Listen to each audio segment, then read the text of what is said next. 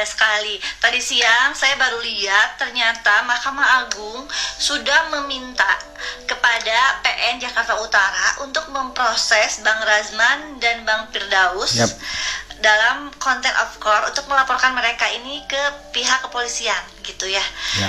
Dan ini bahaya sekali kalau sampai diproses. Karena apa? Karena Bang Razman dan Bang Firdaus ini bisa kena pidana dalam penghinaan terhadap peradilan. Betul. Ini semua akan menjadi pelajaran untuk kita semua, para pengacara baik itu senior maupun itu junior, untuk bisa lebih menghargai jalannya sebuah persidangan dan lebih menghargai profesi kita sebagai profesi yang mulia gitu ya. Kita ini sebagai penasehat hukum jelas untuk membela klien, hak-hak klien kita. Tapi di jalur apa? Di jalur hukum. Betul. Bukan di jalur marah-marah atau mengeluarkan emosi kita. Karena kita ini penasehat hukum, bukan preman ataupun bodyguard. Perlu digarisbawahi ya. Penasehat hukum, bukan bodyguard. Dan satu lagi yang harus kita semua tahu adalah otoritas seorang hakim untuk memeriksa saksi dan melakukan sidang itu secara tertutup ataupun terbuka itu dijamin penuh oleh undang-undang. Otoritas Jadi hakim. seharusnya Bang Razman udah mengerti dan paham itu, bukan marah-marah meneriaki hakim karena tidak terima. Itu adalah sesuatu yang sangat mencederai persidangan kita menurut saya ya. Dan ini akan jadi pelajaran buat kita semua untuk lebih bijak lagi dalam beracara. Dan untuk Bang Razman dan Bang Firdaus, semoga kejadian ini tuh bisa menjadi pelajaran gitu ya, untuk kedepannya lebih bijak lagi dan lebih mengedepankan kode etik sebagai pengacara. Terima kasih. Sikap dari lembaga kami sudah melaporkan kejadian tersebut. Ya, sudah kita laporkan. Sudah melaporkan. Yang dilaporkan siapa Pak? Yang dilaporkan adalah Dr. Haji Razman Ari Nasution, ya, dan kawan-kawan. Ya. Kawan-kawan. Total ada berapa orang? Ya kita belum bisa menghitung ya, karena tidak tahu jumlahnya juga, tetapi sudah setidak-tidaknya lebih dari 2. Lebih dari 2. Ya itu karena sudah kami laporkan, nanti menjadi kewenangan penyidik. Udaranya penyidik akan menindaklanjuti bagaimana. Itu seperti itu. Berarti sangat nggak sama, berarti peristiwa yang dilaporkan itu kericuhan yang kemarin berarti yang sampai naik meja. Ya betul, jelas kegaduhan yang terjadi dalam ruang sidang, baik yang selama diskoros maupun selama persidangan berjalan. Seperti itu. Pasalnya ada pasalnya nggak Mas? Pasal yang saya laporkan ada 3, yaitu 335 KUHP, 207 KUHP dan 217 KUHP. Ya bukan instruksi, ini sudah perintah. Perintah. Dari Mahkamah Agung sendiri. Jadi atas kejadian itu kami juga nggak diam. Kami kan punya bapak, punya pengadilan tinggi, kita ke pengadilan tinggi, kita ke Mahkamah Agung. Kita seperti itu. Ini atas nama lembaga. Jadi ada perintah. Ya. Tindak lanjutnya nanti akan seperti apa Pak? Proses selanjutnya? Ya itu ranah penyidik. Ya sudah penyidik. Nanti bisa dibukti. Oke. Ada bukti-buktinya Pak? Bukti-buktinya apa Pak? Kalau bukti-bukti hanya karena hanya berupa rekaman video. CCTV. Sudah kami serahkan penyidik. Ya. Oke. Berapa total yang diserahkan Pak? Ya kurang lebih ada 2 atau 3. Gitu ya. Ya kita kan proses lebih lanjut ya. Proses hukum yang untuk terdakwanya kan sebenarnya masih berjalan di PN Jakut, tapi apakah dengan ada laporan polisi ini akan mengganggu proses persidangan? Enggak, kita tetap sesuai jadwal. Kita agendakan pemeriksaan perkara atas nama Pak Razman dengan Iklima tetap hari Kamis tanggal 20. Lanjut pemeriksaannya. Lanjut. Bapak selain laporan ini, apakah nanti ke depan ini kan sidang masih lanjut Pak? Apakah ada teguran resmi lah dari PN Jakut untuk kepada terdakwa atau pihak-pihak untuk menjaga kondisi? Ya sebetulnya kan pelaku-pelaku itu sudah tahu hukum, nggak perlu terjadi. Betul. Kalau itu nggak terjadi nggak mungkin akan seperti ini, ya seperti ini. Ya seperti itu ya. Guys, atas perintah MA akhirnya Pengadilan Tinggi Negeri Jakarta Utara resmi melaporkan Razman dan kawan-kawan ke pihak kepolisian. Dan yang dilaporkan itu berjumlah lebih dari 2 orang. Yang pasti Razman sudah termasuk.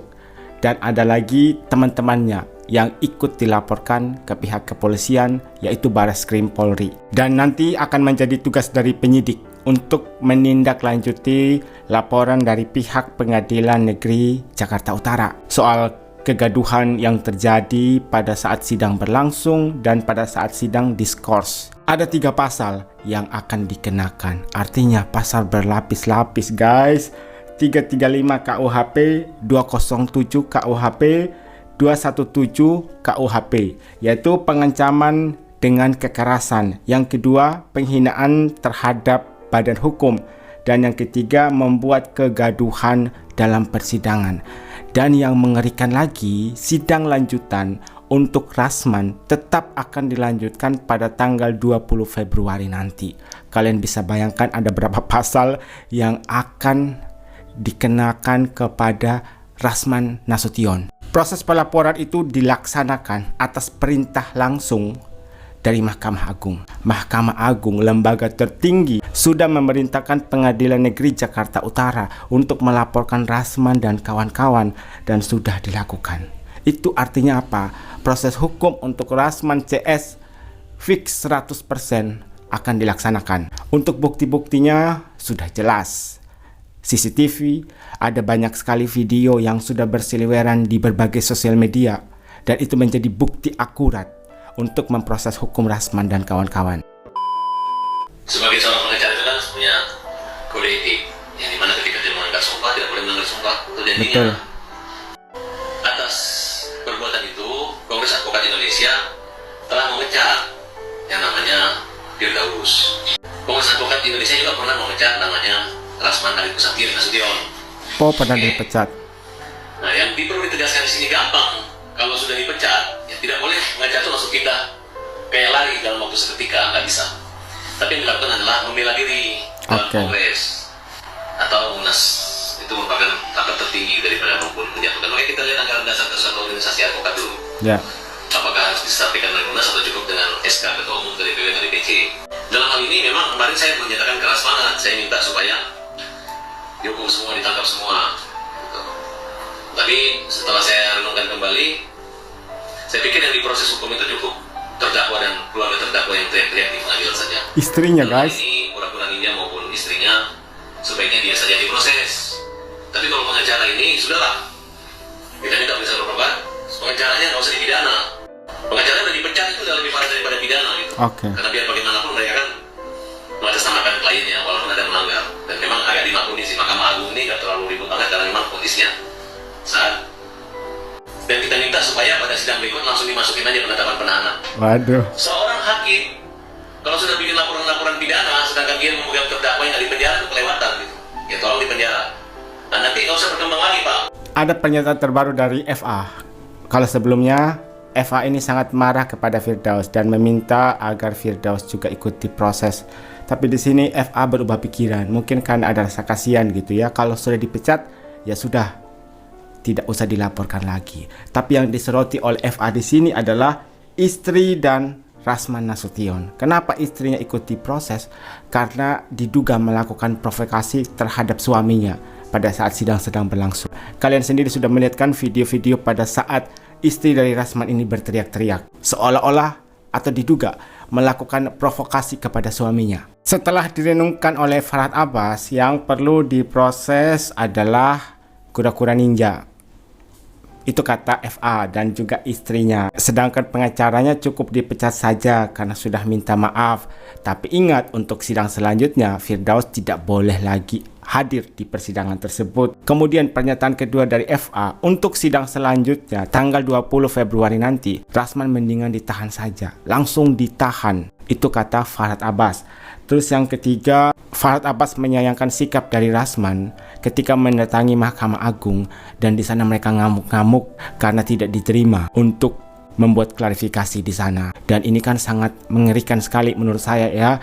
Setelah ngamuk di pengadilan, di Mahkamah Agung ngamuk-ngamuk lagi, ditonton oleh ratusan juta masyarakat Indonesia lewat sosial media. Dan kemudian ada permintaan dari Farhad Abbas yang mendampingi Rasman Nasution selama ini, mendingan kalian mundur daripada nanti kalian ikuti proses. Biarkan saja Rasman dan istrinya yang dilaporkan dan diproses secara hukum. Ini Rasman saat itu harus dimaklumi dia sedang stres.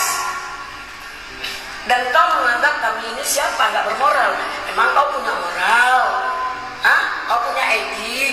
Rasman harus dimaklumi karena Rasman sedang stres. Itu kata pengacaranya loh. Rasman dimaafkan saja, tidak usah diproses hukum karena sudah stres katanya.